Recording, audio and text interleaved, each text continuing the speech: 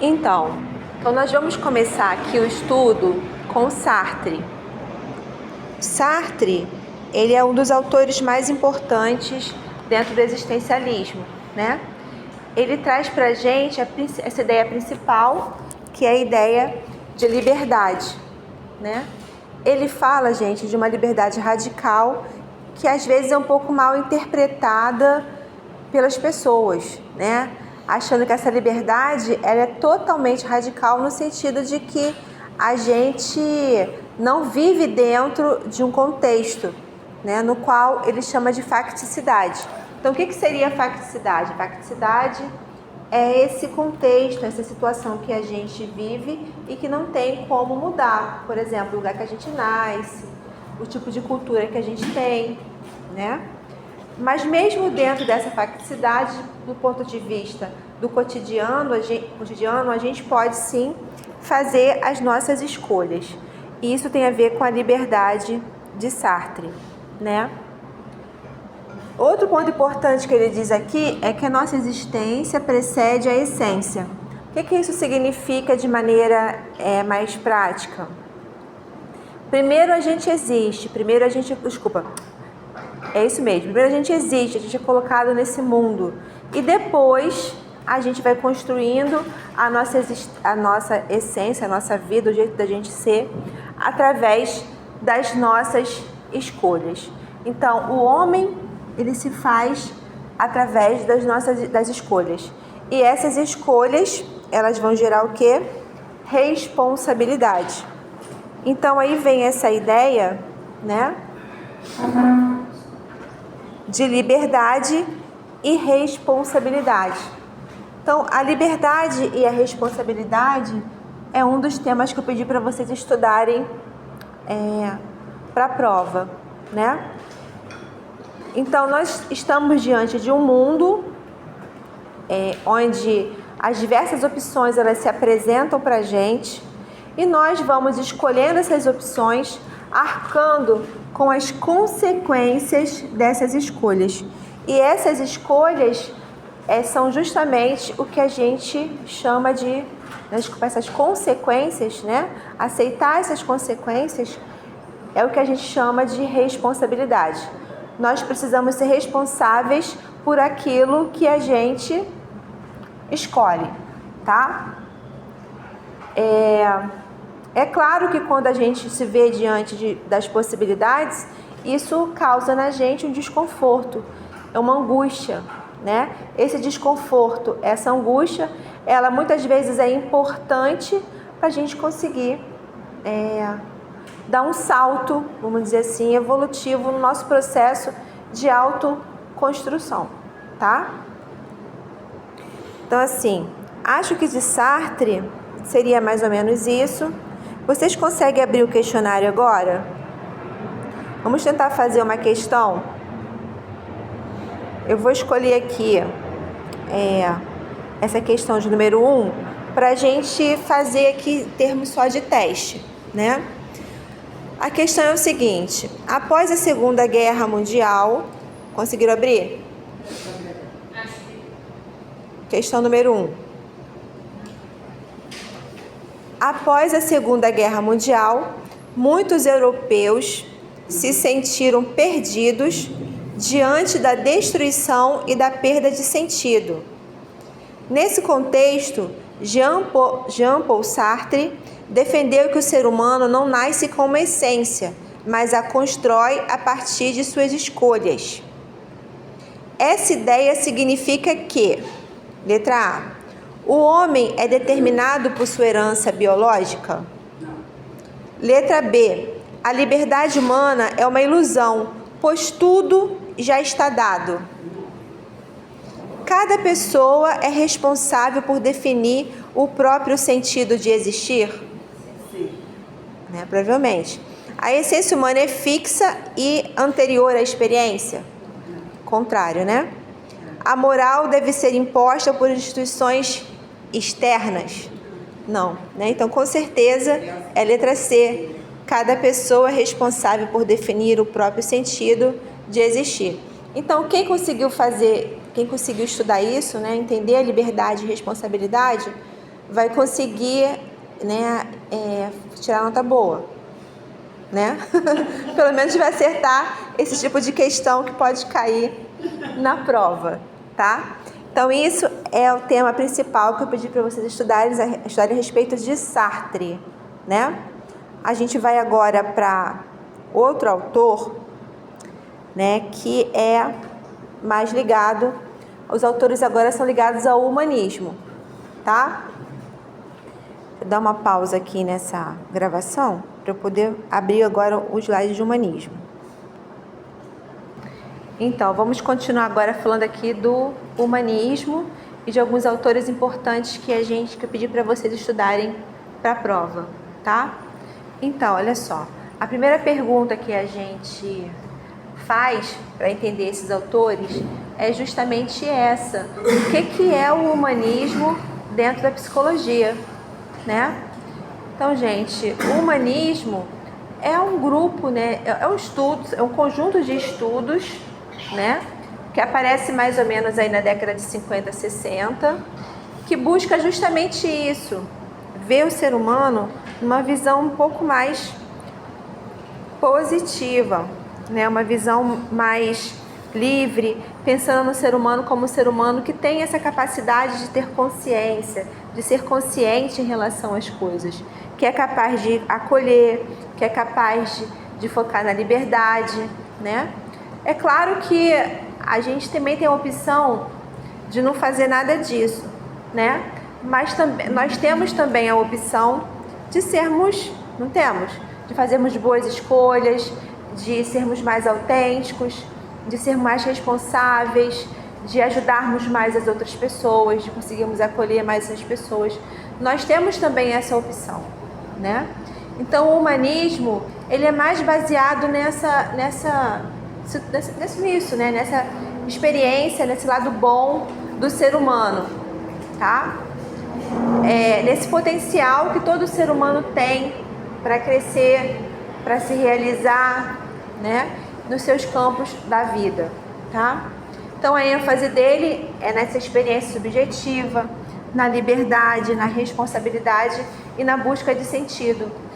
Como ele enfatiza as mesmas coisas do existencialismo, nós podemos dizer que o existencialismo também é um humanismo, né? É um humanismo, e o humanismo vai enfatizar essa parte da realização dessas boas escolhas. Então, se a gente fizer aqui um resumo, né, do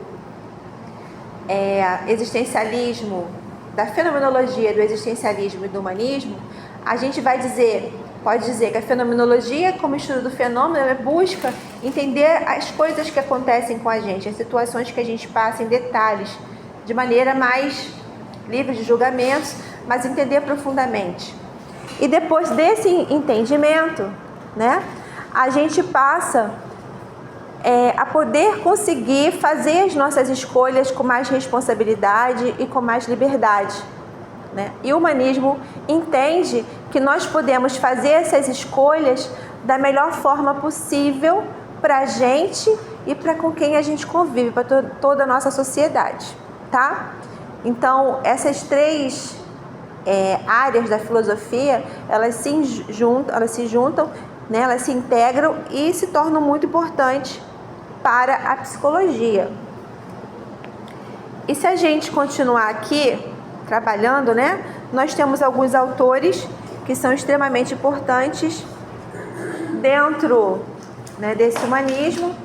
Um deles, que eu pedi para vocês estudarem, é o Carl Rogers, né? Esse autor, ele cria toda uma abordagem que é chamada de abordagem centrada na pessoa, e de acordo com essa abordagem, né, o ser humano, ele possuiria essa tendência natural ao crescimento e à realização, né? Tendência essa que ele passou a dar o nome de tendência atualizante, né? Nós temos esse potencial de buscar o nosso processo de autorrealização. E para ele, a nossa terapia, ela precisa oferecer um ambiente, um clima, né, que seja favorável para que essa tendência atualizante ela ocorra da melhor forma possível, tá? Tudo bem, gente, até aqui? E vamos tentar progredir mais um pouquinho com Carl Rogers, que eu pedi para vocês estudarem, né? Então, para Carl Rogers, um psicólogo, ele precisa ter essas três atitudes fundamentais, né? Um bom terapeuta, ele precisa ser empático, ou seja, conseguir compreender esse mundo interno do seu cliente, sem se envolver, sem se comprometer completamente. Ele entende, mas ele não se transforma nesse cliente. Fala. Tendência atualizante? Claro. Então, essa tendência atualizante é uma capacidade que todo ser humano possui para autorrealizar-se. Ou seja, ele está sempre buscando na sua vida fazer escolhas no sentido de crescer, se desenvolver, de todo o ponto de vista emocional, do ponto de vista profissional, do ponto de vista como ser humano, né? Nós temos essa tendência, tá? De buscar o nosso potencial máximo dentro das nossas capacidades ali de melhorar, de crescer, de se desenvolver, tá? Isso é chamado de tendência atualizante, tá bom? E para a gente conseguir fazer isso dentro de um consultório, nós precisamos, de acordo com Carl Rogers, né, ter essas três características fundamentais, que é a empatia. A empatia é quando a gente consegue se conectar ao outro sem se misturar com o outro totalmente. Porque se a gente se envolve profundamente demais nos problemas, a gente acaba se tornando o outro. E aí a gente não vai ajudar, a gente vai só ser mais um problemático. Entendeu? Vamos dizer assim, mais um com problema. Tá? Então, a gente entende, a gente se conecta, a gente entende, mas também não é exatamente como fosse o outro, é como se fosse o outro. A gente não é o outro, a gente é como se fosse o outro. Outra característica importante é a congruência. O que é congruência para ele? É a gente estar ali presente de maneira autêntica naquele momento, naquela relação com o seu cliente, né? Ele fala cliente, ele não fala paciente, tá? Então você está ali junto do cliente, de maneira autêntica, sendo quem você é, né? Você é uma pessoa coerente nessa relação, tá?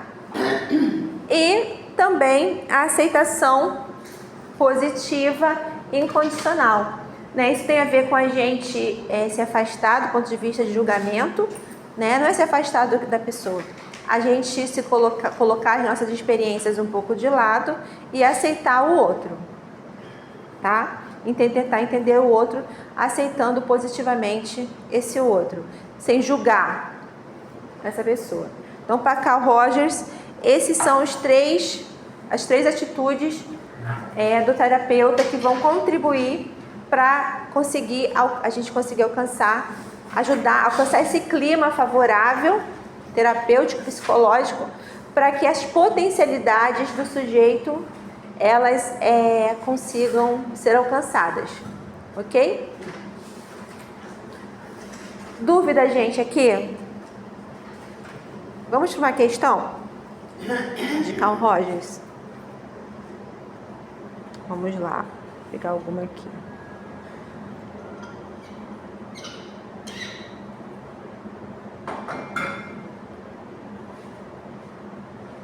Aqui, ó. A questão 6 é de Carl Rogers. Vou fazer a leitura, tá? Carl Rogers propôs que o terapeuta deve criar um clima psicológico favorável para o seu cliente reencontrar seu potencial de crescimento. As atitudes fundamentais para isso são empatia, congruência e aceitação positiva e incondicional. Já era. É a questão 6 do questionário. Interpretação tem mais a ver com a psicanálise, né, gente? Diagnóstico tem muito a ver com a psicopatologia, não é, de Carl Rogers. Julgamento nem pensar, na letra C, né? Autoridade. Disciplina e correção. Esse daí é bom, né? Essa foi boa. Então, com certeza, é a letra A. Você pega alguma outra aqui de Carl Rogers, que assim que tá muito... Mas tá fácil porque vocês acabaram de ver. Ia dar mais um trabalhinho. Ia dar mais um trabalhinho. E quem não entende, quem nunca leu Carl Rogers, podia acabar colocando outra qualquer. Podia colocar B, igual uma questão que teve na prova de comportamental, que tinha uma coisa de psicanálise aí, Colocaram isso, né? Pois é. É para quem não estuda, entendeu? Vamos pegar mais uma aqui. Durante o atendimento, uma psicóloga... Número 7. Gente, eu tenho essa mania de misturar na prova psicologia com o autor, trazendo uma questão mais prática, né? Às vezes eu não me prendo só no conteúdo, não. Eu vou trazendo questões mais práticas, assim, da ação do psicólogo. Então, esse é o tipo de questão interessante, tá? Então, durante o atendimento, uma psicóloga percebe que seu cliente sente medo de se mostrar como realmente é. Inspirando-se em Carl Rogers, ela decide acolhê-lo sem julgamentos, mostrando autenticidade e empatia. Essa atitude visa: letra A, corrigir comportamentos inadequados, enfraquecer os mecanismos de defesa do cliente, criar um espaço para o autoconhecimento e a autoaceitação, né? Vínculo de dependência emocional jamais, né?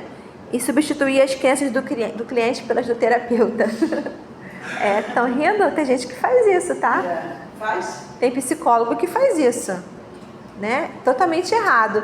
Acha que quem é certo é ele e fica dando dica para a vida do cara.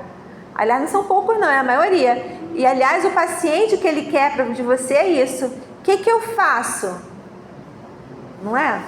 O que eu faço? Essa semana ela foi fazer uma consulta com uma psicanalista. Aí ela falou que só tem vaga para vender ela uma vez por mês. E eu, R$1.800. Falei, hã? Uma vez por mês não dá para falar nada, né? Não dá. Nem dá para construir a questão das escolhas, né? Embora a questão das escolhas sejam muito mais da nossa abordagem da fenomenologia, do existencialismo humanismo, tá bom? Então eu acho que de Carl Rogers tá bom, né? Eu passei... Fala. A 8 é dele, a 8. Posso? Vamos lá. A 8 é dele. Vamos lá. Tá, então vamos ver mais essa 8 aí. Tá bom. Sobre a abordagem centrada na pessoa de Carl Rogers, analise. O ser humano possui uma tendência natural à realização? Sim. Né? Sim. O terapeuta deve manter uma postura autoritária para guiar o cliente? Não, com certeza não. O processo terapêutico busca a autenticidade e o crescimento pessoal? Né? Está correto o que se afirma em... A primeira e... 1 e 3, letra C, né? Vocês não se assustem muito não, que agora que eu tô lembrando, quando eu fiz esse questionário aqui, eu esqueci de alterar, de colocar algumas opções assim, tipo, aleatórias, e aí eu acabei deixando muito a letra C. Porque eu tenho uma tendência de letra C. Sério? Mas aí vocês não reparem, mas às vezes não vai ser a C, tá? Não é o questionário inteiro que tá C, não. Mas tem muitas C. Eu reparei isso. Que depois eu esqueci de ver no final, eu ia fazer isso. Vai colocar isso também na prova? Não. Na prova eu prestei bastante atenção. Ai, eu tô até com medo agora. Né? Professora, a 9 Fala. também é dele.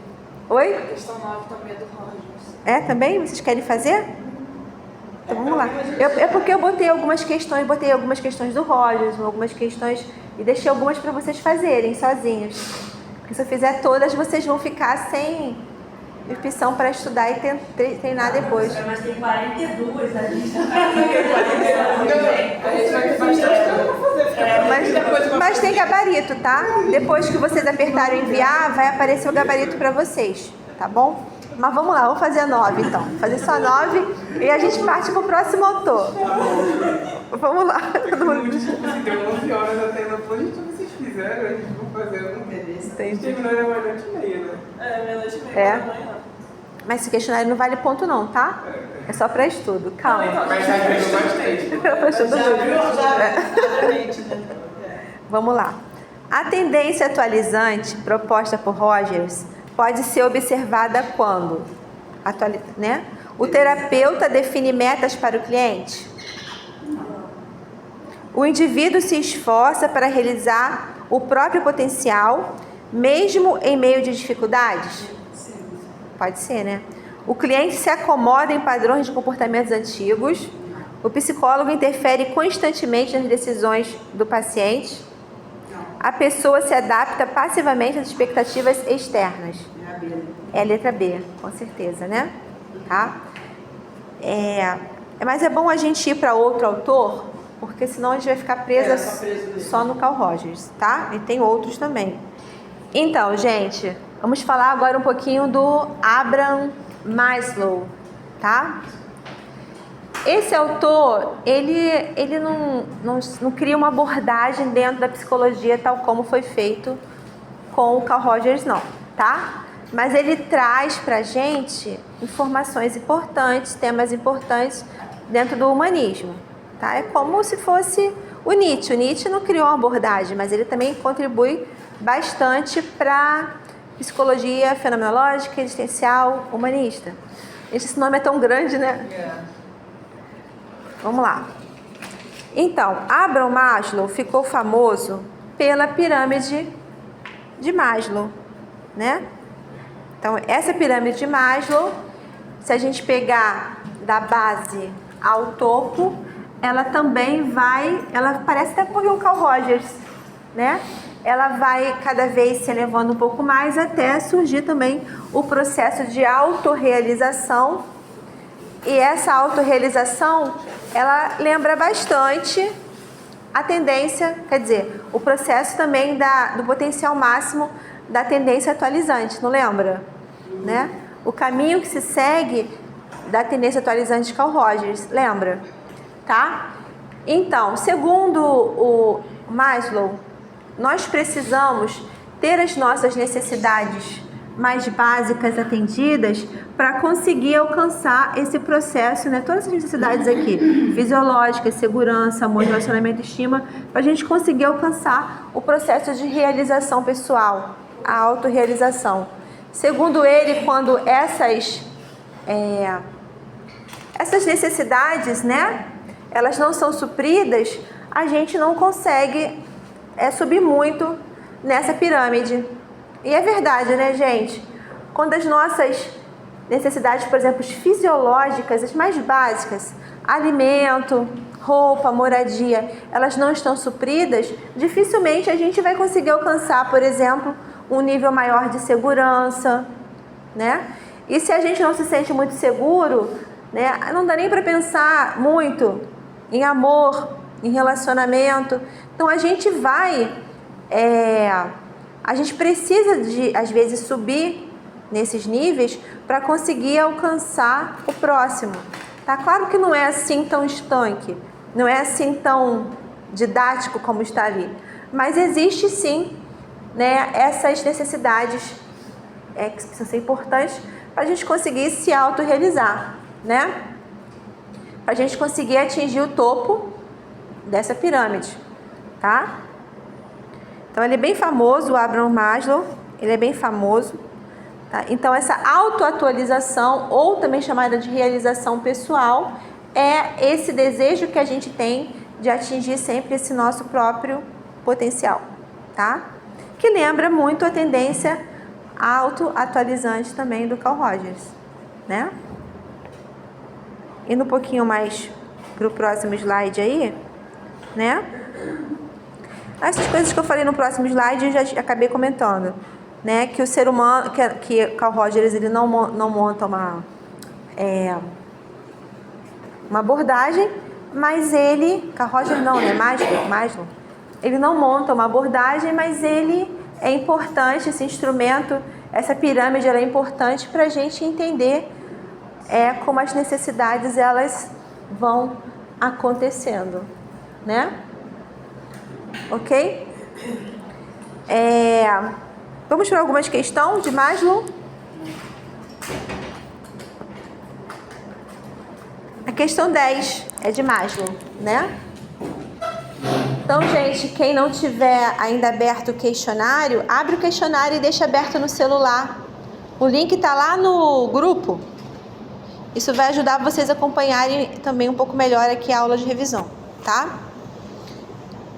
Eu tô gravando também, eu tô fazendo a aula e gravando ao mesmo tempo para deixar no YouTube para vocês estudarem depois o que a gente não conseguiu, porque tá muito engarrafado hoje, né?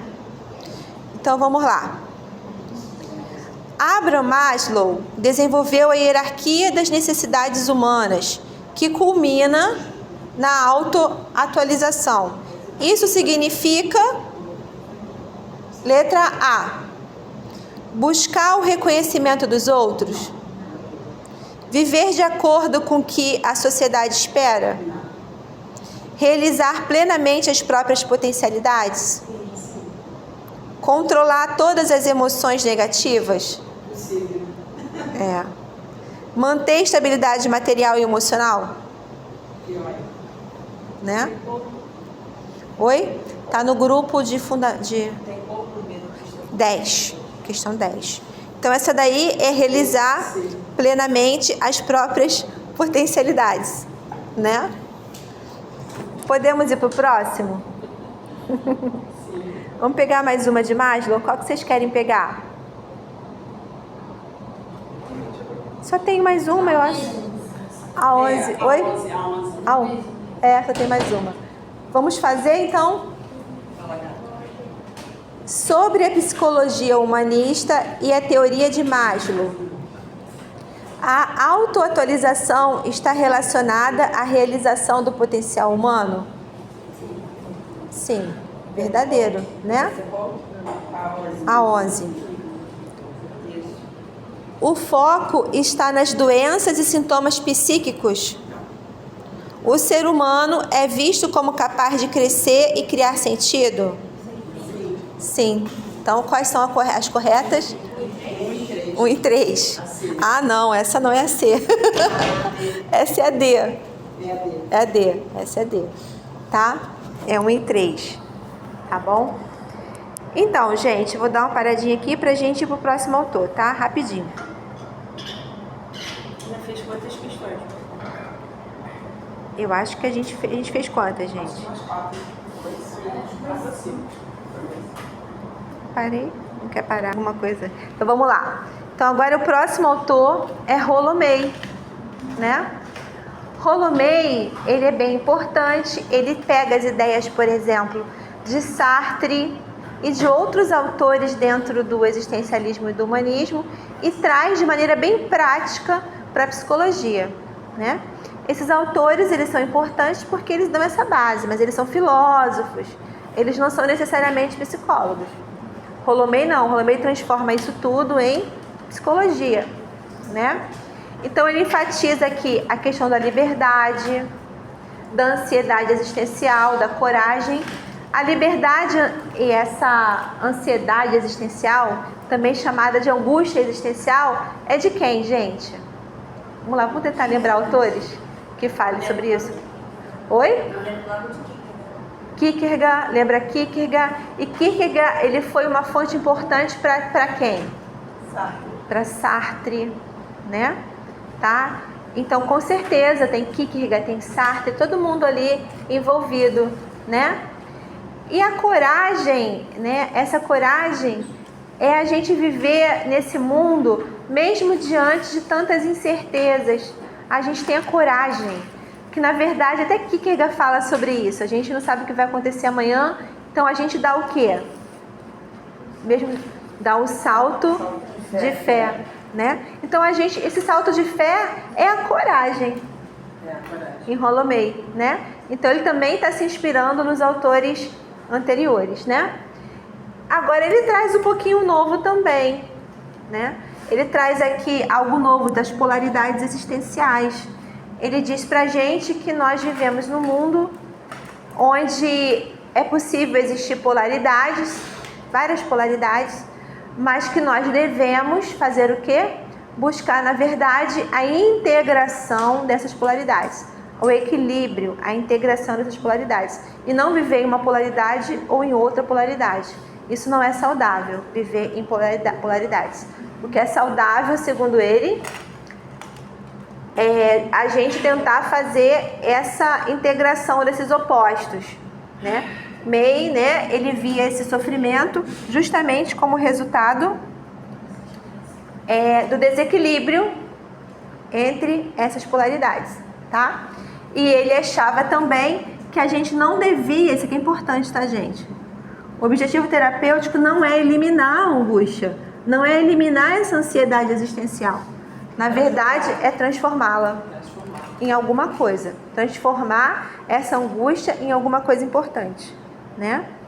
Aí, essa questão das polaridades, ele traz algumas polaridades, mas as mais importantes que ele traz são essas, né?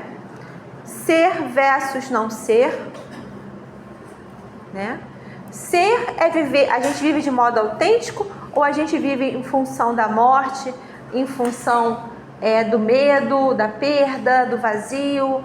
Então a gente tem aqui, ou a gente é autêntico ou a gente vai viver sempre em função desses medos, né? Dessas coisas que nos assombram, tá?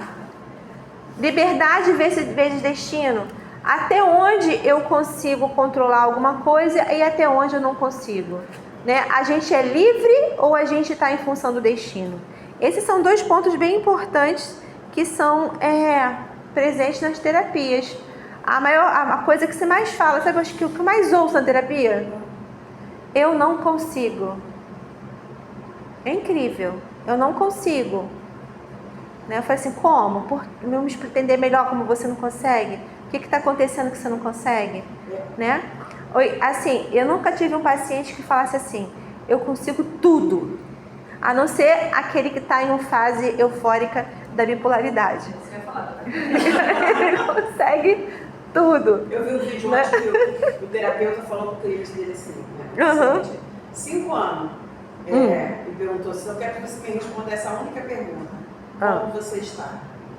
Aí ele respondeu. Nossa, ele respirou, ficou pensando, sabe?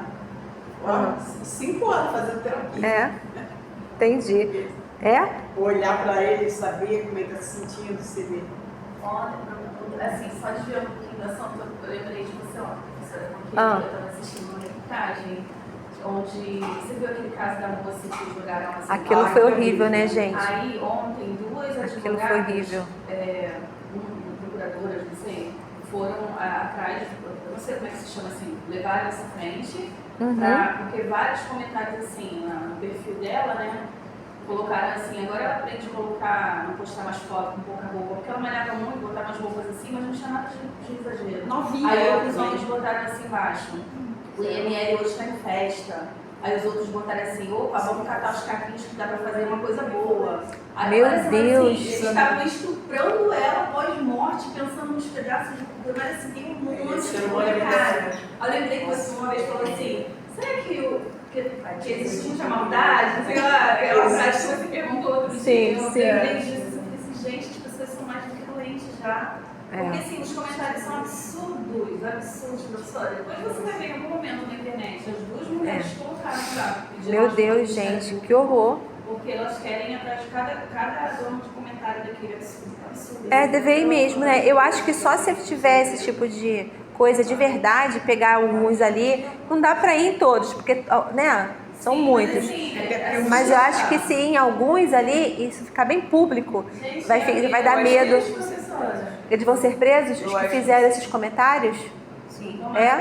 Sim. Você viu, não era um só, né? Mas você vai dar muito trabalho, porque você vai ter As que pessoas procurar. acham que a internet é terra de ninguém, né? Não sabem que um juiz vê que está produzindo uma prova ali, né?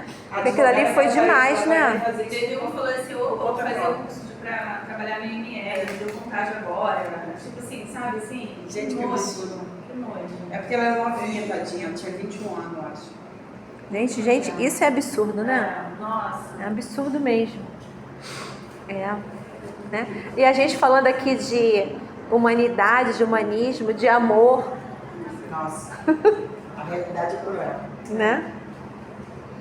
Então, o amor versus a vontade. Então, assim, é aquela questão onde a gente coloca assim, a gente vai se doar totalmente ao outro por amor ou a gente vai ser um pouco a gente também, né? Seguir um pouco as nossas próprias vontades ou fazer tudo em prol do outro, né? Por conta do amor, né? Então, são duas polaridades. Então, gente, o que é saudável? É equilibrar isso daí, né? Saudável é o equilíbrio. O saudável é a integração, é não viver nenhum polo, nenhum outro polo, né? Isso que é saudável, tá? A coragem versus a ansiedade também.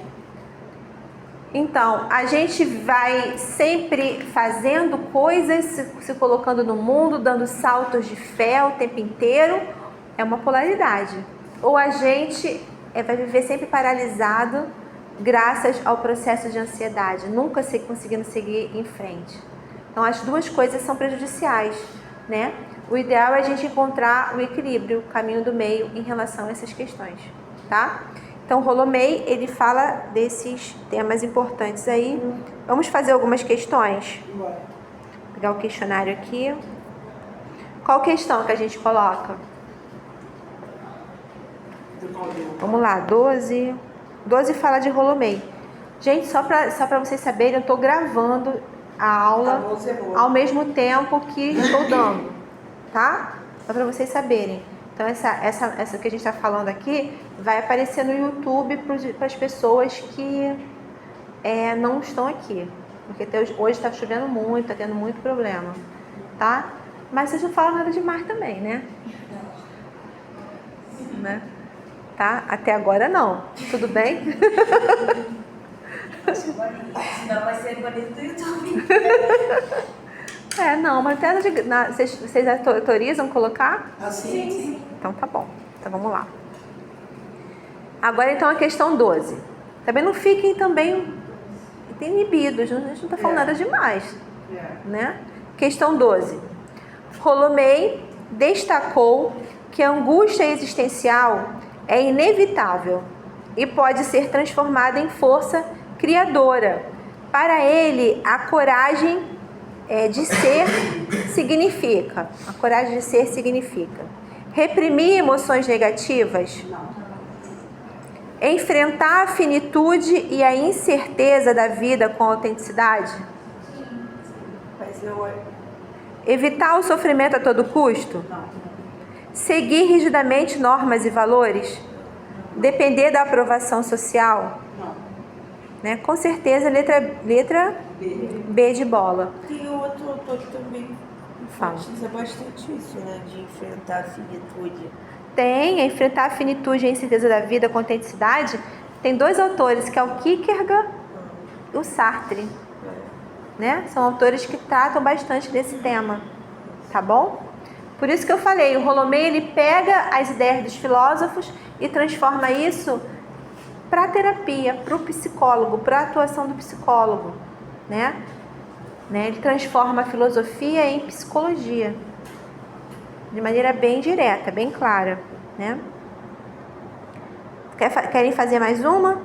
Sim. Essa 12 aí, mais próxima. A 12? A 12 não foi feita agora? A 12 não, é 13, desculpa. A 13, então vamos lá.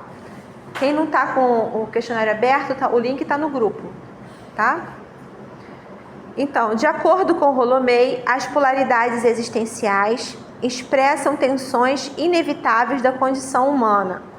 Considerem amor e verdade, liberdade e destino, alegria e repressão. Quais são as que estão? Quais são as dela que a gente coloca ali? Amor e verdade, liberdade e destino, né? Então são essas duas. Então é a letra B, tá vendo? D? B de bola, né? Tá? Tá vendo, gente? Eu não coloquei só C não, né? Então vou dar uma pausa aqui na gravação pra gente ir pro próximo autor, tá? Ótimo. Então, o próximo autor que a gente precisa estudar é o Viktor Frankl, né? ele é muito famoso por ser criador da logoterapia. A logoterapia também é uma psicologia humanista, tá? Não sei se vocês lembram, mas Viktor Frankl, ele é sobrevivente dos campos de concentração, né? Só não vou usar a palavra aqui, porque esse vídeo vai depois para o YouTube, e o YouTube vai bloquear e ninguém vai conseguir ver, tá? Para estudar depois. Mas vocês sabem que campo de concentração eu estou falando, né? Então, ele é criador da logoterapia e ele baseia toda a sua, vamos colocar assim, as suas ideias principais, né? É essa questão da busca de sentido, né? Buscar sentido na vida, apesar das situações em que a gente está, né? Você vê que mesmo numa situação que ele vivia muito horrorosa, né? Ele ainda achava ser possível naquele ambiente existir alguma busca de sentido. Aliás, tem alguns filmes que mostram isso, né? Alguns filmes eles retratam essa busca de sentido mesmo diante da pior situação adversa que uma pessoa pode passar, tá? Essa é a questão principal dele. E ele usava, né, esse método do diálogo socrático. Vocês sabem como é que é o diálogo socrático? Estudaram isso em Introdução à Psicologia? Geralmente lá no início que se estuda isso, né? Isso, bases filosóficas, né? O método socrático é aquele onde a gente coloca a pessoa para tomar consciência das questões através de perguntas. Você faz perguntas para a pessoa e essas perguntas fazem com que a pessoa comece a pensar sobre as coisas. Oi? Dar à luz, que é a maiêutica, né? Tem um canal no YouTube que é Conversar com os Filósofos. Eu assisto de vez em quando. E fala lá da maiêutica, Fala sobre né? Sobre essa conversa, esse diálogo socrático, né? Você vai ajudar a pessoa a tomar consciência, né, das questões através das perguntas. É por isso que é nesse sentido de dar à luz, né? E ele dizia, né, o Frankl, que a gente pode buscar sentido nas coisas através de 3 principais vias, que é a criação, a vivência e o sofrimento, né? Essas são as 3 formas de conseguir, né, o sentido para a vida, né? Ele ensinava também algumas técnicas, que é as técnicas de distanciamento e autotranscendência. O distanciamento é quase que uma deflexão, é quando a gente tá ali dentro daquele processo de sofrimento muito intenso e a gente meio que sai daquilo ali, se distancia, sai daquele processo, né? Não se envolve tão completamente. Eu acho que em campos de concentração, né, todo mundo ali meio que sabendo o que vai acontecer, eu acho que essa é uma técnica que dá para ser usada, do distanciamento, tá? A deflexão, a gente vai ver depois na Gestalt terapia, que ela pode ser um bloqueio de contato. Mas às vezes é necessário bloquear o contato, né? Quando esse sofrimento é extremamente terrível, a gente vai ter que bloquear um pouco o contato com esse sofrimento. O que é adoecimento para a gente, por deflexão, é quando a gente está usando esses bloqueios de contato em contextos que não deveriam estar usando, né? Tá? Pode ser devido à ansiedade, né? Por exemplo, devido à ansiedade, que você sai, né, bastante.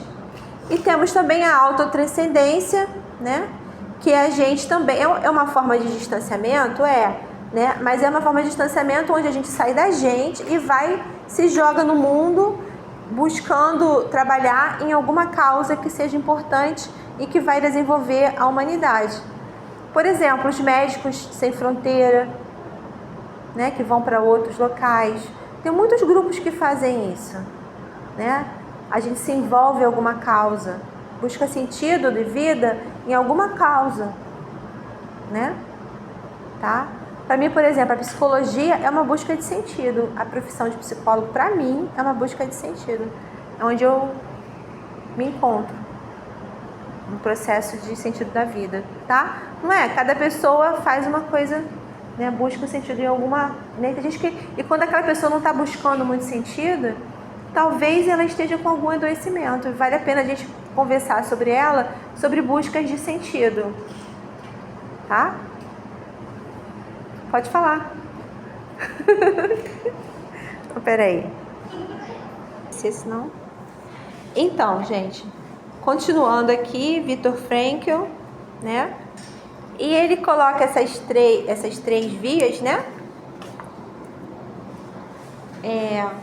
Que é a criação, a vivência e o sofrimento, né?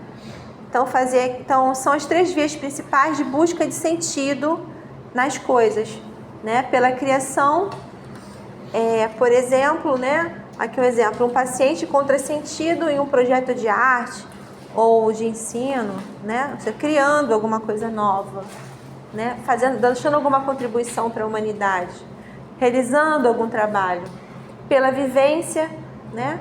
Algumas pessoas buscam sentido na vida assim, se tornando pessoas muito boas, amorosas, que acolhem, né? Por exemplo, aqui, ó, valorizar o amor, o contato com o ser humano, as experiências significativas, né? Outras pessoas fazem isso pelo sofrimento, né? Transformando a dor que passaram, por exemplo, em algo que vai ajudar a humanidade, em um testemunho, né? Transformando a dor em crescimento. Um exemplo aqui, né? Por exemplo, um luto ou uma doença que leva à descoberta de valores mais profundos, tá? Então, a gente pode buscar sentido de vida, segundo Frankl, por essas três principais vias, né? E Frankl, ele é o fundador da logoterapia. A logoterapia significa terapia na busca de sentidos, tá? Sabe que quando eu era aluna, eu via assim umas placas, logoterapia, aí eu não sabia o que era. Eu ficava, gente, o que é isso? Né? Vamos pegar algumas questões dele aqui também. Questão 15. Vamos lá. Um paciente que perdeu o emprego encontra novo sentido ao dedicar-se a projetos sociais. Essa experiência se aproxima da logoterapia de Viktor Frankl. Por quê? Busca eliminar o sofrimento por meio da racionalização, valoriza a capacidade humana de transformar a dor em propósito, sim, né? Defende que o prazer é a principal motivação da vida, não? Propõe o afastamento das relações humanas, interpreta o inconsciente como base do comportamento. Então é a letra B de bola, né? Tá claro, né, gente? Eu acho que Viktor Frankl. Querem fazer mais uma ou não? Essa 16 aí, porque ela é... Quer fazer 16? Então vamos lá. Em relação à logoterapia de Viktor Frankl, o ser humano é movido pela vontade de sentido. Sim, né? O sentido pode ser encontrado na criação, na vivência e no sofrimento? Sim. O sofrimento deve ser negado, pois impede o crescimento? Não. Então é C. 1 e 2. 1 e 2, tá? Letra C. Tá? Mas essa questão, por exemplo, ela é capciosa, né? Se você não sabe disso aqui, criação, vivência e sofrimento, você vai ficar na 2 ali pensando, será que é isso mesmo? Será que não é outra coisa? Então vale a pena dar uma... É específica dele. Então vale a pena ficar... Tem que estudar, né? Tá bom? Então, quem é o próximo autor? Me ajudem aí, gente, porque... Então, gente, o último tema é a Gestalt, né? Ai, tá tão chato esse negócio de ficar com essa propaganda. Não foi. Só um minutinho aqui para eu abrir, ó. Vou ter que fechar essa tela para abrir. Dá um pause aqui de novo. Então, próximo tema, Gestalt terapia, né?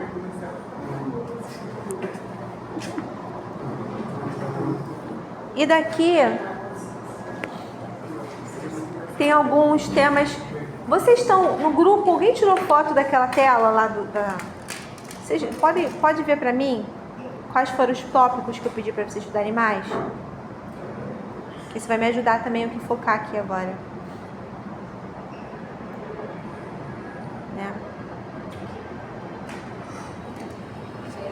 É isso. Vou só pegar aqui. Ah, eu só escrevi Gestalt. Parabéns. Só botei Gestalt. Então, olha só. Mas eu acho que essa parte aqui é importante, que é a consciência, né? Nós estudamos a consciência.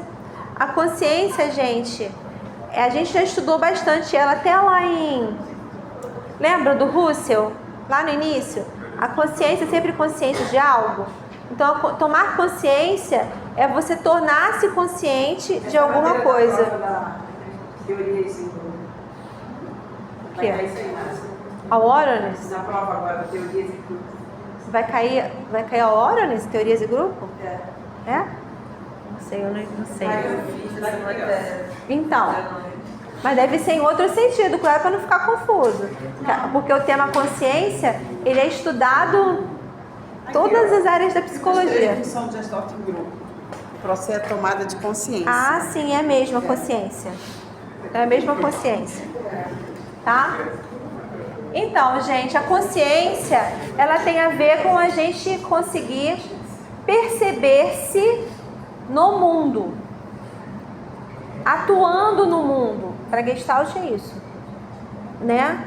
A gente tomar consciência é a gente perceber as nossas ações, as ações dos outros, é a gente perceber tudo que está acontecendo de maneira mais adequada, profunda no campo.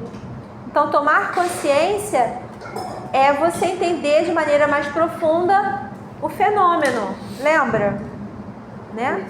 O entendimento do fenômeno é quase que paralelo na Gestalt com a tomada de consciência.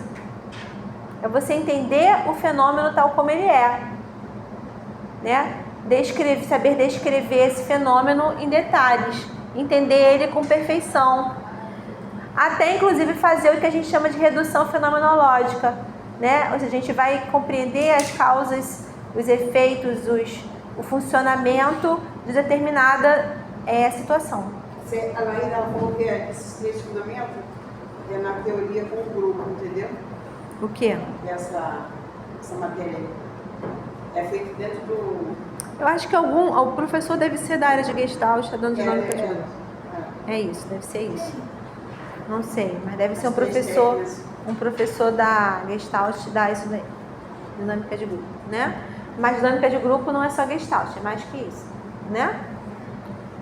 Terapia, Gestalt terapia, tá? Então a gente entende o campo, a gente entende o ambiente, a gente entende o que está acontecendo, né? Isso é a tomada de consciência. É uma awareness, tá? E a consciência é esse movimento capaz de fazer esse entendimento, tá? Consciência não é uma coisa parada, consciência é uma coisa em processo, é um movimento dinâmico, né? Tá?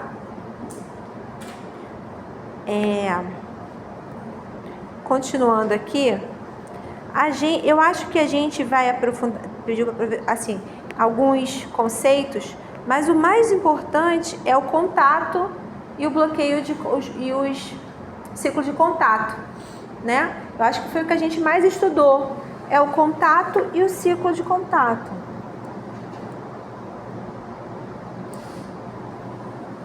Né? Então, o que é esse contato? Esse contato, gente, é a nossa relação, é um encontro com aquilo que está ao nosso redor. E aquilo que também está dentro da gente. O contato é esse encontro, é essa relação, é esse processo de conexão com aquilo que está dentro da gente e com aquilo que está fora também, tá? Vamos dar um exemplo mais... Então, olha só. É o encontro com o mundo, com o outro e consigo mesmo. A gente pode botar o contato como isso, né? Quem faz o contato? Quem é que faz o contato? É o self, né? O self é aquele, vamos dizer assim, vamos chamar de entidade, né? É aquilo que faz o contato, é o responsável pelo contato, tá? O que o self faz? O self vai lá e entra em contato com as coisas. Por exemplo, nós podemos entrar em contato com outras pessoas, a gente pode entrar em contato com o estudo, a gente pode entrar em contato com uma lembrança, a gente pode entrar em contato com uma emoção, a gente pode entrar em contato, sei lá, com o ar, com o corpo, né, com o objeto. Quem faz isso é o self. Quem realiza esse processo é o self, tá? A gente chama de self aquele que realiza esse contato. Esse contato, ele vai acontecer onde a gente chama de fronteira de contato. Eu acho até que eu fiz um desenho na última aula, onde eu botei lá o self, né? Ao redor, uma fronteira. Essa fronteira de contato, eu fiz ela tracejada, mostrando que ela é aberta, ela é dinâmica, ela fica sempre em movimento, ela não é parada, sólida, separando a gente do mundo e das coisas. Por exemplo, dei exemplos também, que essa fronteira de contato, ela pode se abrir mais e se fechar mais, né? Uma fronteira de contato, por exemplo, muito aberta, pode gerar adoecimento. Uma fronteira de contato muito fechada pode também gerar adoecimento. Vamos dar um exemplo, tá? Eu posso, por exemplo, fechar completamente meu contato com um luto. Não posso? Um processo de luto, uma pessoa perde alguma pessoa muito importante, ou então perde um emprego, ou então perde, sei lá, não são só pessoas, um relacionamento muito importante. Eu posso, por exemplo, bloquear meu contato com o sofrimento advindo disso, fechando a minha fronteira. Não posso fazer isso. Fecho demais essa fronteira e não quero entrar em contato com o sofrimento. Isso gera um adoecimento. Agora, eu também posso abrir demais essa fronteira. Posso também. Eu posso, por exemplo, me entregar totalmente à dor, totalmente ao sofrimento, né? Abrir a fronteira de contato de tal forma que eu não consiga mais me separar de quem sou eu e quem é o sofrimento, a dor, né? A pessoa pode viver em função de um sofrimento, e isso também é adoecimento, né? Então, uma fronteira saudável é essa que é dinâmica, que está sempre abrindo e fechando. É essa que está sempre se movimentando, permitindo às vezes entrar e às vezes fechando mais um pouquinho, né? Então, a fronteira de contato, ela é maleável, ela não é rígida, né? Ela é maleável. Ela permite essa abertura e esse fechamento para a gente conseguir interagir com as coisas que se passam dentro da gente ou fora da gente, né? Eu posso, por exemplo, bloquear totalmente, fechar minha fronteira totalmente de contato para alguma pessoa. Nunca mais olhar para essa pessoa, falar com essa pessoa, interagir. Não posso. Aliás, a gente faz isso o tempo inteiro, não é? A gente, aliás, hoje na sociedade, a gente faz isso até por uma tecla. Bloqueia. Na conversa você já vai pensando que você nunca mais vai falar, você bloqueia a pessoa, não é? Bloqueia a pessoa das redes sociais, bloqueia a pessoa do WhatsApp, bloqueia a pessoa do Instagram, bloqueia a pessoa de tudo.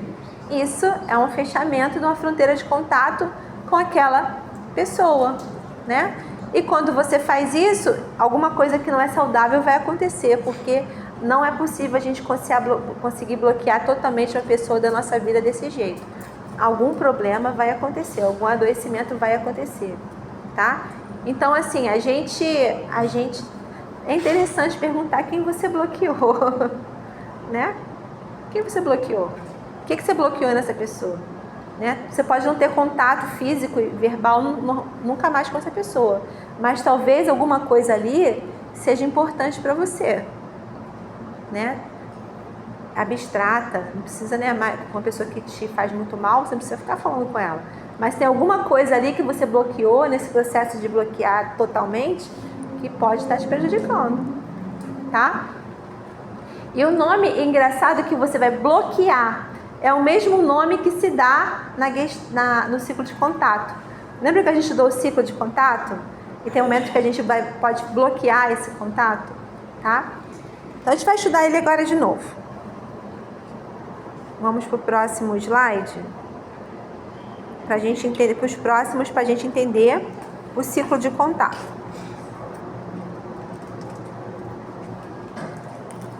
Então, gente, esse contato, ele não acontece de maneira tão fácil, né? A gente fala fácil. O contato é o encontro com o que está ao nosso redor, que está dentro da gente. É fácil definir isso. Razoavelmente fácil, né? Mas isso não é assim tão fácil de se entender. Vários estudiosos publicaram, né, estudos sobre ciclo de contato. Então, existem vários modelos de ciclo de contato por aí. O que eu gosto mais é esse modelo aqui de Zinker, né, que divide o ciclo de contato em 6 etapas, tá? O mais famoso também é o Zinker, né? Então, ele divide esse ciclo de contato em 6 etapas. Então, nós temos aí uma etapa de sensação. Etapa de sensação é quando a gente percebe que existe algo acontecendo. A gente sente que algo está acontecendo, porém a gente ainda não consegue entender com profundidade aquilo, né? Eu dei até 2 exemplos nas últimas aulas, fácil e difícil para se entender, né? Vou tentar pensar novos exemplos enquanto a gente explica esse ciclo de contato novamente, né? Por exemplo, eu estou sentindo agora alguma coisa na minha garganta aqui, mas eu não sei o que é. É só uma sensação. Ainda não pensei sobre isso, não sei o que é, mas sinto que tem alguma coisa diferente, tá? Ou então, sei lá, vamos pensar um exemplo mais difícil aí, gente. Relacionado ao nosso cotidiano, de alguma coisa que pode acontecer na nossa vida, né? Que a gente tem só uma sensação, mas ainda não sabe. Você brigou com um amigo e o clima ficou esquisito. Vocês fizeram as pazes, mas o clima ficou ainda um pouco esquisito. Você está sentindo alguma coisa ali. Algo no ar. Você não sabe nem o que é. Então, vamos nem brigou ainda. Antes, que é mais fácil, né? Então, hoje vai ter que ter muita imaginação. Antes um pouco, né? Você sentiu que o negócio, você chegou no ambiente e sentiu alguma coisa estranha. Alguém parou de falar, alguém virou para o lado, alguém diminuiu a voz. Sei lá, o clima ficou estranho. Você sentiu que tem alguma coisa estranha, mas não sabe ainda o que é. Então, é essa fase de sensação. A gente percebe, mas não sabe exatamente o que é ainda. Tá? Aí você começa a pensar sobre aquilo. Né? Por exemplo, agora. Eu estou com uma coisa estranha aqui na minha garganta, uma coisa esquisita. O que será? Né? Aí eu começo a pensar sobre isso, tá meio seco. Já estou falando, sei lá, 2 horas sem parar. Né? Eu já sei o que é. É sede. Eu tomo consciência do processo. Eu sei o que está acontecendo. Isso é o que? É tomada de consciência. Isso no exemplo fácil. No exemplo mais difícil, né? Você percebeu que o ambiente estava ruim, sentiu uma sensação ali, mas depois você continua. O que será? Começa a pensar sobre isso. Será que eu fiz alguma coisa errada? Será que eu falei alguma coisa desagradável? Será que alguém fez uma fofoca? Né? Você começa a pesquisar, investigar, você vai falar com as pessoas, você vai entender. Vocês acharam que estava estranho? O que está acontecendo? Me ajuda a entender melhor isso que está acontecendo aqui no processo. Aí você lembra de alguma coisa que você fez ontem, uma frase que você disse e que pode ter sido mal interpretada. Você não tinha intenção que aquilo ali se transformasse em alguma coisa e a pessoa tivesse entendido aquilo de uma maneira tão diferente, que tenha internalizado aquilo. Aí você sabe o que é, você toma consciência do processo, né? Por exemplo, isso aconteceu comigo uma vez, né? Uma vez eu tô lembrando agora, só para acho que vai encaixar bem no exemplo. Eu estava num sítio com meus familiares, com minha tia, com minha mãe, meu pai, todo mundo estava lá, primos, um monte de gente. E o namorado da minha irmã bebia muito, muito. Só que eu não estava nem aí para isso, né? Aí eu cheguei assim, de repente, em um ambiente, conversei com as pessoas, estavam falando coisas assim, que eram umas bobeiras, assim, umas brincadeira boba e tal. Eu falei, que papo de bêbado, falei assim, né? Só que eu nem vi que era meu cunhado que estava falando, nem meu né, a namorada da minha irmã, não vi nada. Só falei assim, que papo de bêbado, não sei o que, brincando, né? Só que tava todo mundo ali, minha mãe, meu tio, que é super chato, né, cri-cri. Aí todo mundo, no outro dia, né, passado assim, meu cunhado começou a ficar estranho comigo, né? Aí eu falei, gente, o que eu fiz pra ele estar assim? Porque ele tá esquisito, eu sinto que ele tá esquisito. Aí eu comecei a pensar, eu resolvi conversar com a minha irmã. Falei com a minha irmã, o que está acontecendo? Por que ele tá diferente comigo? Ela não tá nada. Eu falei, tá sim, tem alguma coisa acontecendo aí. Me ajuda a entender melhor isso, né? Aí com a ajuda da minha irmã eu tomei consciência. Ela me falou, você ontem falou um negócio de papo de bêbado. E o Emerson, que era o namorado dela, estava bêbado. Eu falei, e ele bebe muito. Eu falei, então foi isso. Então eu tomei consciência do processo.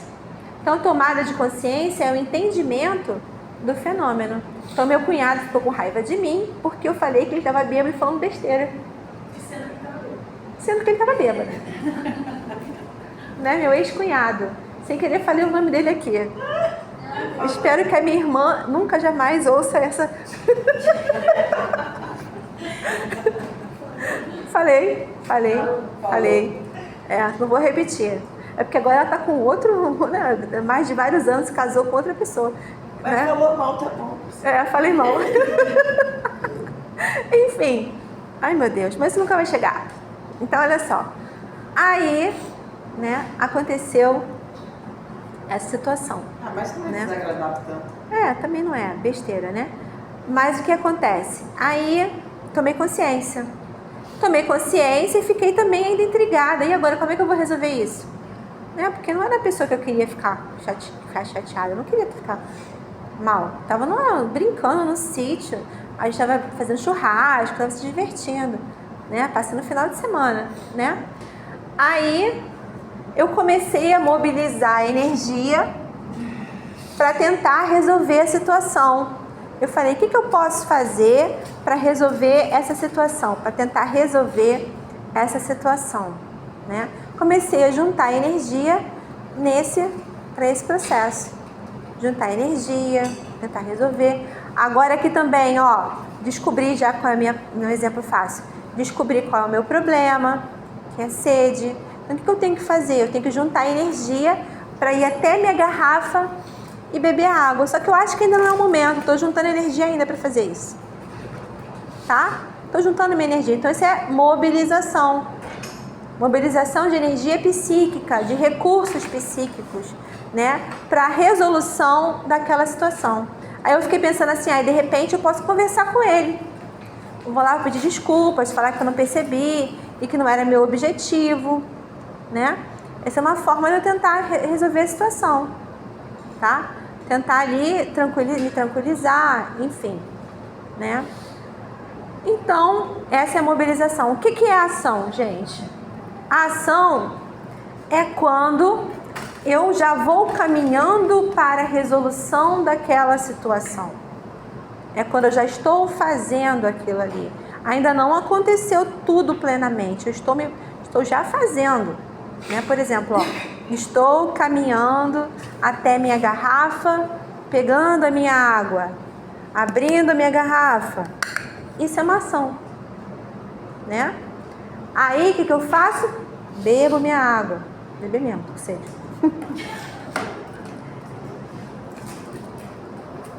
Bebo a minha água, né? Então, isso é a ação. Aí, eu entro em contato.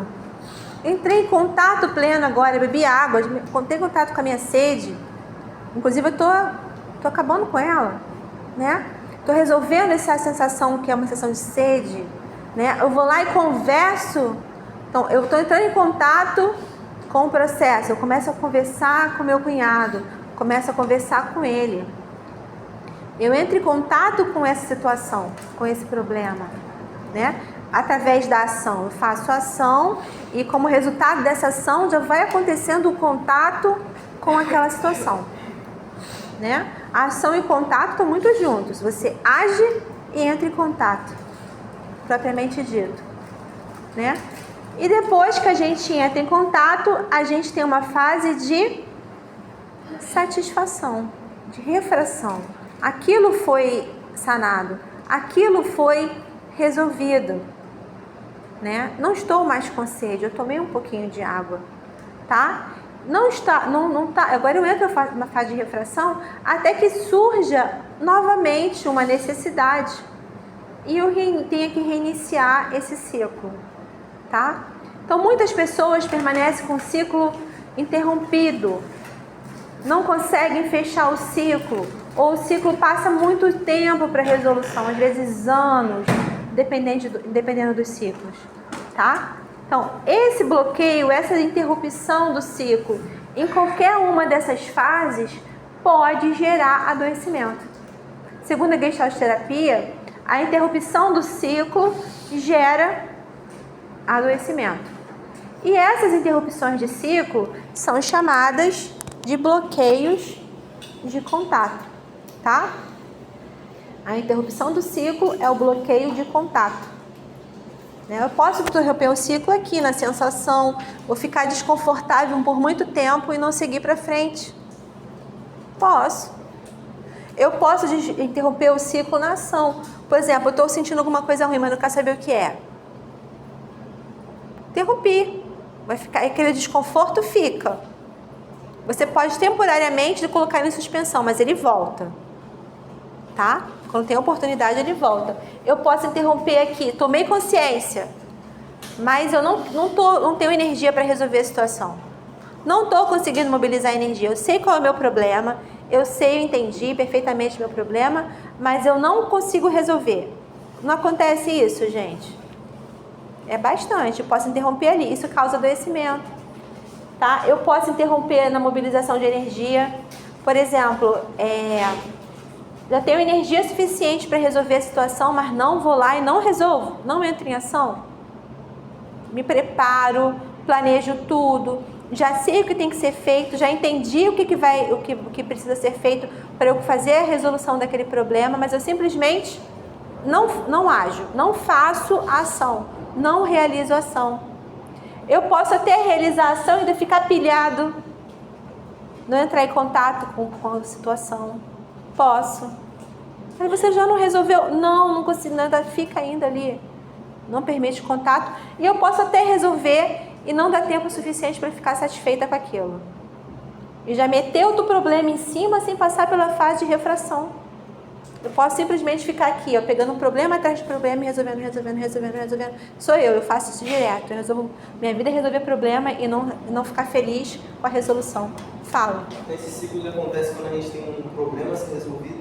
Uma necessidade. Eu falei problemas, pode ser qualquer outra coisa. É quando existem necessidades a serem, né? Quando a gente fala em problema na psicologia, porque geralmente são problemas que aparecem para serem resolvidos. Mas em outras coisas também. a gente pode bloquear contato com coisas que não são problemas. Que é ruim também fazer isso, tá? Por exemplo, eu resolvo problemas e eu deveria ficar só satisfeita e ficar aqui na fase de refração, tranquilinha. Eu bloqueio isso daqui, né? E não faço isso, né? Não me dou tempo eu estou bloqueando contato com coisa boa. É só um exemplo, né? Mas eu posso bloquear o contato com alguma outra coisa da vida também que seja boa. E eu simplesmente só bloqueio.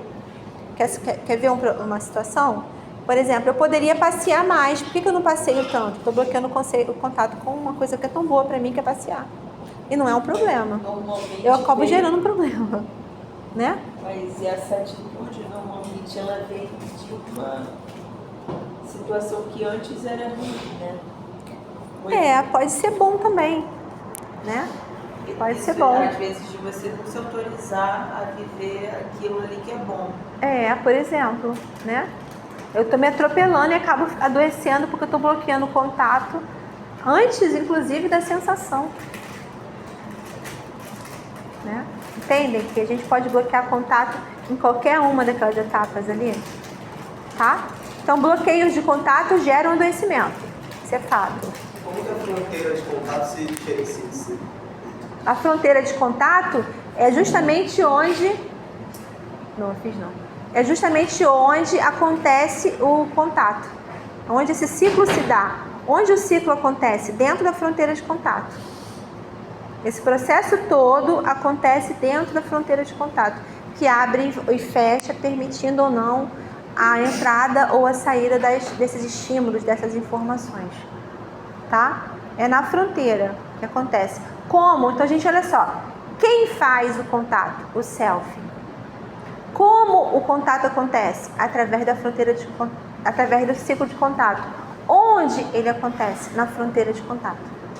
Tá? Então a gente são perguntas diferentes para a mesma questão, né? Voltando. Quem faz o contato? O self. Onde acontece o contato? Na fronteira. Como esse contato acontece? Através do ciclo de contato. Tá bom? Ok? Eu não falei para vocês, gente, né? Eu parei por aqui para a prova, falando da interrupção do contato, né? Que gera adoecimento. A questão fala... Agora, desculpa, pode falar. Fala que esse negócio do ciclo de contato fala que fechou uma gestalt, né? Normalmente quando a gente faz um ciclo completo de contato, a gente diz que aquela gestalt foi fechada.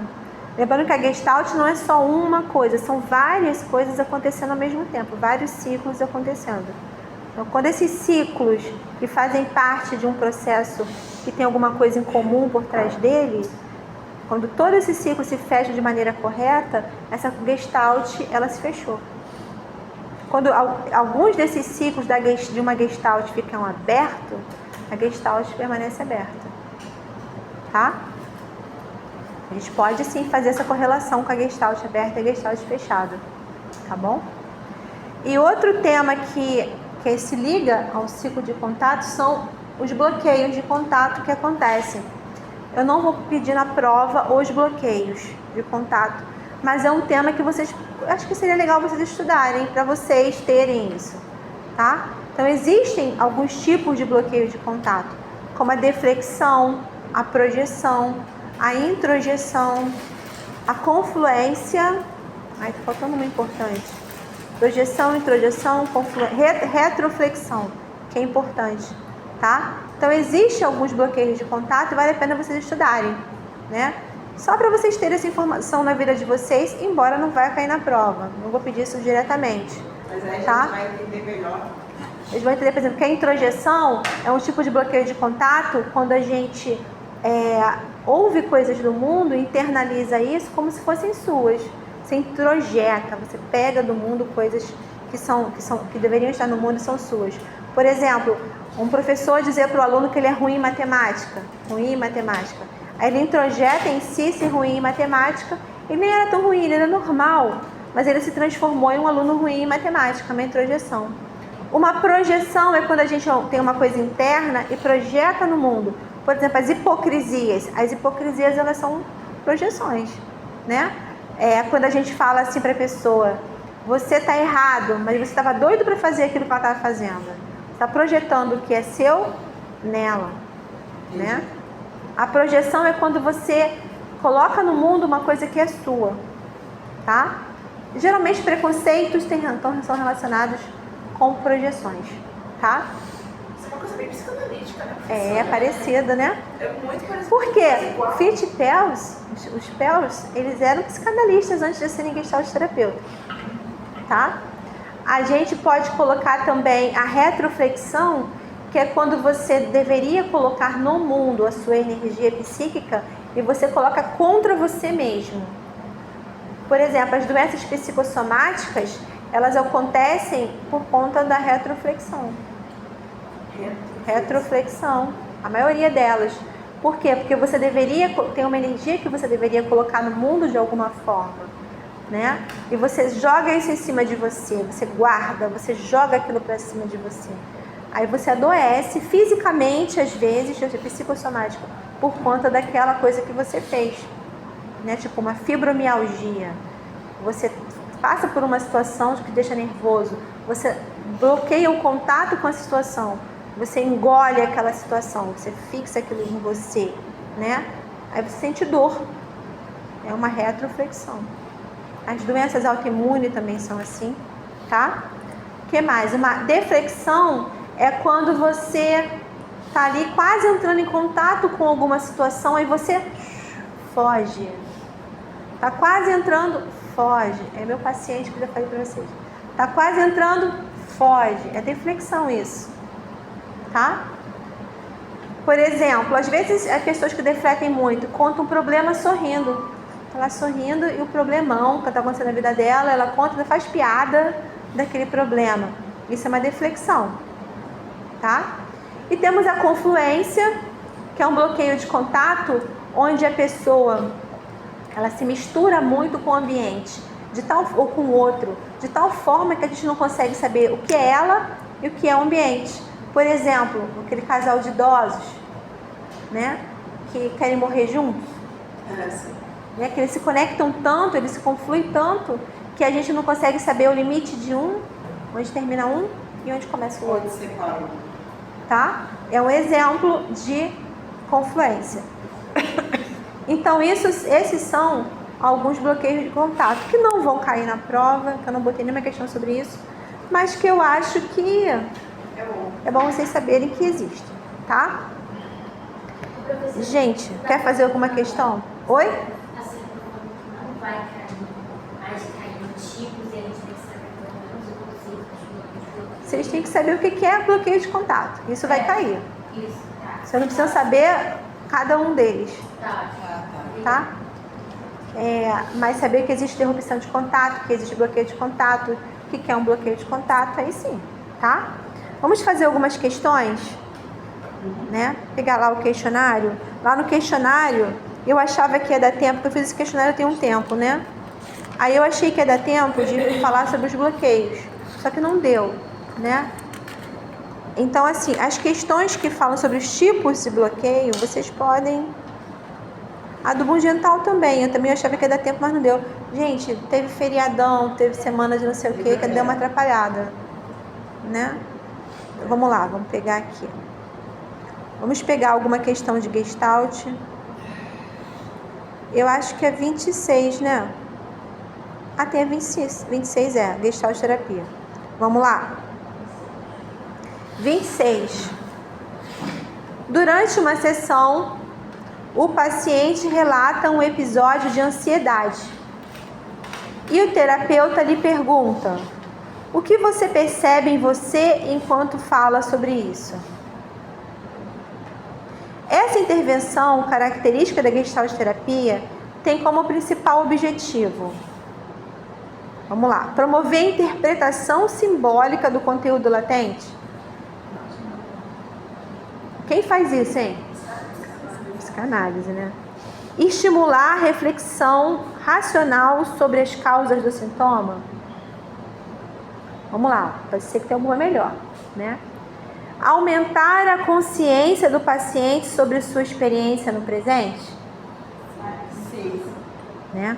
Favorecer a regressão de memórias reprimidas na infância? Estabelecer um vínculo de dependência emocional com o terapeuta? Não. Letra C.